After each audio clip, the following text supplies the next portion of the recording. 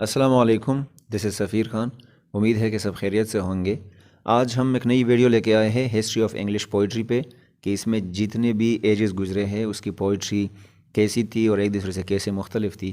ہم بہت زیادہ چھوٹے چھوٹے ایجز پہ نہیں گئے ہیں جو رینیساں میں ہے یا نیو کلاسیکل ایج میں ہے، بلکہ ہم نے اوورال اس کا جائزہ لے کے اس کے بارے میں پھر بات کی ہے اور ہم بات کریں گے۔ تو شروع کرتے ہیں۔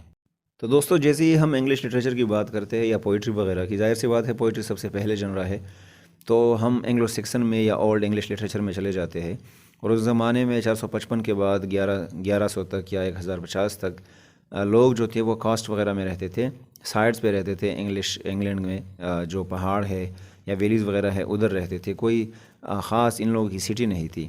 اور یہ بہت زیادہ فورن جو لوگ ہوتے تھے، جرمنی یا فرینچ ناروے وغیرہ کی جو قومیں ہوتی تھی، وہ ان پہ اکثر اٹیک کرتی تھی، تو اس لیے اس لوگوں کے لٹریچر کے بارے میں بہت کم جانتے ہیں، اور اس کے ساتھ ساتھ ہمیں وہ لٹریچر بھی نہیں ملتا پڑھنے کے لیے یا دیکھنے کے لیے۔ جس طرح بیو وولف وغیرہ ہے یا دا وانڈر وغیرہ ہے، تو یہ سارے کے سارے وہ پیسز ہے جو ہمیں کنفیوز چھوڑتے ہیں۔ ابھی تک اس کی کوئی ٹھوس بات نہیں ملی ہے کہ یہ کس نے لکھے تھے اور کس بہاف پہ اور کس وجہ سے لکھے تھے۔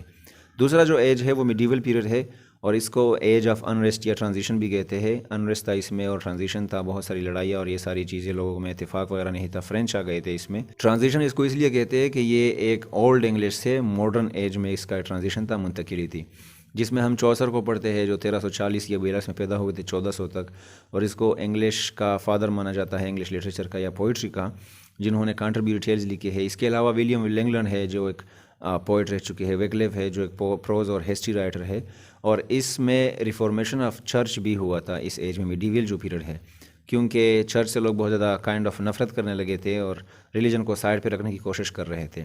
اس کے بعد ہم رینیساں پوئٹری کے بارے میں پڑھتے ہیں جو 15 سینچری میں سٹارٹ ہوئی تھی، 1400 کے بعد 1500 تک، یا پھر ارلی رینیساں 1550 تک۔ تو یہ جو ہے یہ رینیساں کے جوائز وغیرہ لے کے آتا ہے، اور اس میں فریشنس ہے، اور اس میں نوجوانوں کے موٹیویشن وغیرہ ہے۔ جو رائٹرز وغیرہ آتے ہیں وہ ان چیزوں کے بارے میں لکھتے ہیں۔ اسپینسر وغیرہ اس میں اپیئر ہوا تھا، جنہوں نے دی فیری کوئین لکھی تھی، اور اس کو سب سے لمبا اور سب سے گریٹسٹ خوبصورت انگلش پوئمز میں سمجھا جاتا ہے۔ اس کے علاوہ اس میں لیڈگیٹ وغیرہ بھی شامل تھے، لیکن وہ مائنر رائٹرز میں آتے ہیں جو کہ چوسر سے انفلوئنس ہوئے تھے، اور انہی کے بارے میں اکثر انہی کی طرح لکھنے کی کوشش کرتے تھے۔ پھر ہم الزبتھن پوئٹری کو پڑھتے ہیں، اور یہ جو ہے یہ ایج آف انٹلیکچول اپلفٹنگ یا مینٹل لبرٹی کا ایج کہلاتا ہے، کیونکہ اس میں جو وزڈم تھا، جو عقل و دانش تھی، وہ بہت زیادہ تھی، اور اس میں ذہنی آزادی تھی لوگوں کو۔ شیکسپیئر جو ہے یہ ایک گریٹسٹ لٹری فگر اس میں مانا جاتا ہے، اور اس میں بہت سارے اور بھی رائٹرز تھے جو رومانٹس وغیرہ پہ لکھتے تھے۔ باہر سے یہ لوگ بہت زیادہ رومانٹک لگتے تھے، لیکن اس کے جو سینسز تھے وہ وانڈر، رومانس یا لو فور بیوٹی اور پیشن بھی اس میں شامل تھا۔ مطلب وہ بیوٹی سے بہت زیادہ اٹریکٹ ہوتے تھے، پیشن وغیرہ پیشنسٹک تھے یہ، یا پیشنیٹ تھے ہر چیز کے بارے میں۔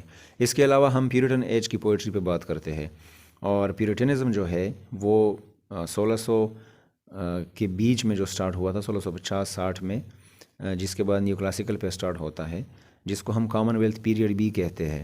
اور اس ایج میں بہت زیادہ پرنسپلس تھے ریلیجیس، آرتھوڈاکس جو کرسچن تھے وہ آ گئے تھے، انہوں نے قبضہ کیا تھا حکومت پہ، اور پوئٹری جو ہے وہ بہت زیادہ میٹافزیکل بن گئی تھی۔ اس کا جو چیف ایکسپوننٹ ہے وہ ڈن ہے، جان ڈن، اور اس کے فالوورز ہے کولے یا ہیرک وغیرہ اس میں شامل ہے۔ لیکن اس ایج میں سب سے بڑی جو پرسنالٹی مانی جاتی ہے وہ ملٹن کی ہے، کیونکہ ملٹن کی یا دوسرے جو رائٹرز اس ایج میں تھے وہ بہت زیادہ ریلیجیس لکھتے تھے، میٹافزیکل لکھتے تھے، مورلٹی پہ لکھتے تھے، یا اسپریچولیٹی وغیرہ پہ اور اسٹرینتھ پہ لکھتے تھے۔ تو اس لیے اس ایج کی جو پوئٹری ہے وہ بہت زیادہ ریلیجیس ہے، جو کہ کرسچینٹی پہ بیسڈ ہے۔ اس کے علاوہ ہم نیو کلاسیکل ایج کے بارے میں پڑھتے ہیں، جو کہ 18 سینچری میں ہے، جو کہ 1700 کے سٹارٹ سے لے کے 1798 یا 1800 تک چلا تھا، رومانٹک ایج تک۔ اور یہ جو ہے یہ پوئٹری میں ایک چینج تھا، اور جس کی ٹیسٹ وغیرہ جو ہے وہ چینج ہوئی تھی مورل اسپریچولیٹی کی ویلیو سے پرابلمز آف پیپل تک، یا پھر نیشنل لائف میں یہ ساری چیزیں چینج ہو گئی تھی۔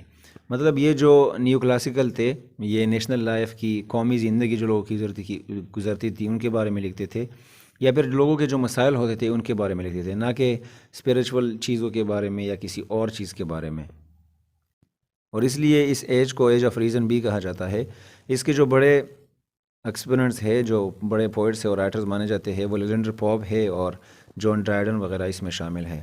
اور یہ ایج جو ہے، یہ جو رائٹر ہے، یہ بہت زیادہ کریٹیکل چھوٹی چھوٹی چیزوں کے بارے میں لکھتے ہیں، اور انالس کرتے، ہر چیز کی انالس کرتے تھے، وہ انالیسس کرتے تھے، اور یہ کریٹیو اور سمپیتھیٹک بھی نہیں تھے۔ یہ جو ایج ہے یہ انٹلیکٹ کو لے آتے ہیں، عقل کو اور دانش کو لیتے ہیں پوئٹری میں، نہ کہ امیجینیشن کو، کہ خیالات کس طرح ہے جو کہ ایک شاعر میں ہونے چاہیے اور شاعری جس پہ بیسڈ ہونی چاہیے۔ اس کے بعد ہم رومانٹک ایج پہ بات کرتے ہیں۔ رومانٹسزم کا جو اپنا مطلب ہے وہ شارپن سینسیبلٹی اس میں ہوتا ہے، یا آرٹ آف شارپن سینسیبلٹی، مطلب آپ کے جو سینسز ہے وہ بہت زیادہ شارپ ہو، اور اس میں امیجنیٹو جو فیلنگز تھے وہ بہت زیادہ لیول پہ تھے، بہت بڑھ گئے تھے۔ یہ جو ہے اصل میں ایک ریئیکشن تھا اگینسٹ نیو کلاسیکل ایج، کیونکہ اس کی جو پوئٹری تھی وہ لوگوں کو پڑھاتی تھی، اور اس میں جو ہے رائٹر جو ہے وہ سمجھتے ہیں کہ ہمیں پڑھانا نہیں ہے، ہمیں رومانس لکھنا ہے اور لوگوں تک پہنچانا ہے، اور اسے مزہ لینا ہے۔ شاعری اور آرٹ میں یہ ساری چیزیں ہوتی ہیں، اور یہ امیجنیشن جو ہے وہ کہتے ہیں کہ سب سے پہلے آتے ہیں، اور اسے لکھنا بہت ضروری ہوتا ہے۔ اس کے علاوہ ہم وکٹورین ایج کی پوئٹری پڑھتے ہیں۔ آپ لوگوں نے اگر انگلش ہسٹری پڑھی ہے تو یہ سارے ایجز آپ کو پتہ ہوں گے۔ اس میں جو ہے انڈسٹریل اور پولیٹیکل ریولوشن آیا تھا، اور اس میں ریئیکشنری فورسز تھے انگلش لائف کے۔ پوئٹری جو تھی وہ بہت زیادہ سائنٹیفک آبزرویشن پہ یا فلسافک انالیسس پہ بیسڈ ہوتی تھی، اور اس کے جو ریپرزنٹیٹیو ہے جو بڑے بڑے ٹینیسن یا براؤننگ یا آرنلڈ وغیرہ جو ہے، یہ انہی چیزوں پہ لکھ چکے ہیں۔ اس میں رومانٹسزم کم تھا اس ایج میں، لیکن یہ رومانٹسزم لکھنے کی کوشش کر چکے ہیں، رومانس لکھنے کی کوشش کر چکے ہیں، اور پسند بھی کر چکے ہیں اسے۔ لاسٹ میں ہم ماڈرن پوئٹری پڑھتے ہیں، اور ماڈرن پوئٹری جو ہے وہ وکٹورین ایج کے بعد آ جاتی ہے، اور اس میں مورل یا فلسافیکل پرابلمس کو ایوائڈ کیا جاتا ہے۔ یہ جو ایج ہے اس میں لوگ اپنے آپ کے اپنے موڈز اور امیجز اور پیشنز یا پھر سینٹیمنٹس وغیرہ کے بارے میں بات کرتے ہیں۔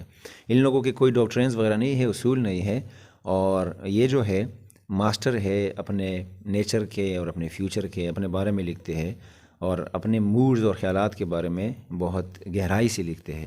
تو یہ جو ہے ایک ریولوشن ہے انگلش پوئٹری میں، اینگلو سیکسن سے لے کے ابھی ماڈرن ایج تک۔